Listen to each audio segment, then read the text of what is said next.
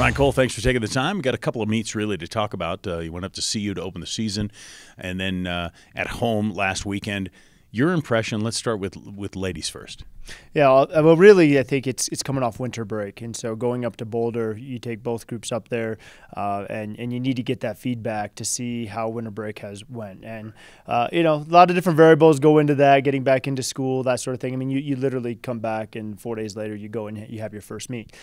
So the Boulder meet, that first one on the calendar for the new year, can be a little shaky or rocky. And actually, I thought we started off really, really well up in Boulder. It's probably the best meet across the board that we have had up in Colorado for both the men and the women. So on the women's side, we had, even starting off in the 4x4, we were number 5 all-time indoor with a lot of freshmen on that roster and getting to run their first crack at a 4x4. So that was really encouraging, getting our field events going again. And sometimes Boulder's a difficult place to do that. But getting that going was really encouraging to see. And then we'll continue to have more and more of our women and our men, continue to integrate into their indoor season. But I thought Boulder was a really good start, not for necessarily the men or the women, but just the program as a whole getting into the new year. So that was hugely positive to see. Yeah, absolutely. And then you got back home. There was a lot of names. I mean, I could probably throw some names out there, but were you impressed? What impressed you most about your teams? Well, again, you need a few reps to see where you're at. So Boulder was that first step. That was really positive in feedback. Texas Tanner broke the shot put and the weight throw school record first time out.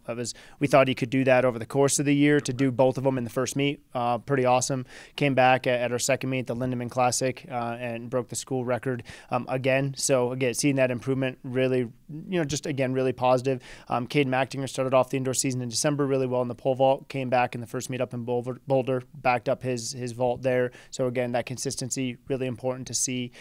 Derek Hackett's off to a great start. Ran 795 in his first meet in the hurdles.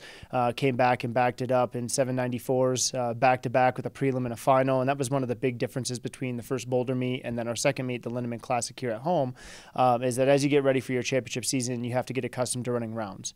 Most places you go, the 60 or the hurdles will have a round, but then you need to get in, the 200. So at our home meet, we had rounds in the 200 where there's a prelim and a final, the 400 prelim and a final.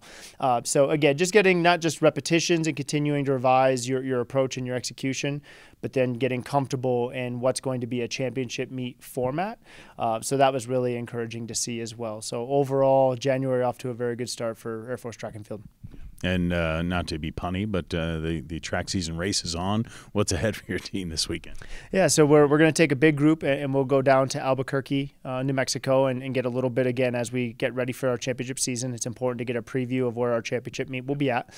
So we'll get the lay of the land down there in Albuquerque. We do have a lot of veterans and returners, so they've been down there before, but it's always helpful to get down there, see it again, and just continue building that level of familiarity and comfortability. And then also getting on a 200 bank track. So that'll be our first time on a 200 bank track. So again, comfortability, familiarity. So that's really what we want to get out of that. And then looking ahead, we're going to go back up to Boulder, a little more prepared, a few more distance runners competing, and then we'll look at our varsity group coming together as a team and going to Chicago. That will be a really big meet hosted by the University of Wisconsin with a lot of great competition. Intent of that is, people like to view track and field sometimes as an individual sport. I strongly disagree with that. And so for us, we want to get our team together regardless of gender, regardless of event area, and take our varsity group on the road and have them spend time together, continue being invested in learning what they're doing and supporting each other in that, so that when we do go to an indoor conference meet, we have our team together, we have our team invested, and we have our team rolling. So yeah, that was really good. But this past weekend was also pretty special because it was the Ralph Lindemann Classic, and that's always, even though it's early on in the track season, that's always a focal point for us. And so I told our team, there are a lot of objectives that we have to get ready, to compete as best we can in our championship events. But, a lot of sports, basketball, football, hockey, they play games. All right, we don't play games in track and field. And so Coach Lindemann always used to like to say that we want to have a lot of fun playing track and field. And so this past weekend was 2 days that we wanted to make sure we emphasized playing fun in track and field and just kind of standing back and watching. I think our teams did that. So it was really awesome to see. It certainly was. Coach Cole, thanks for the time. Absolutely. Thank you.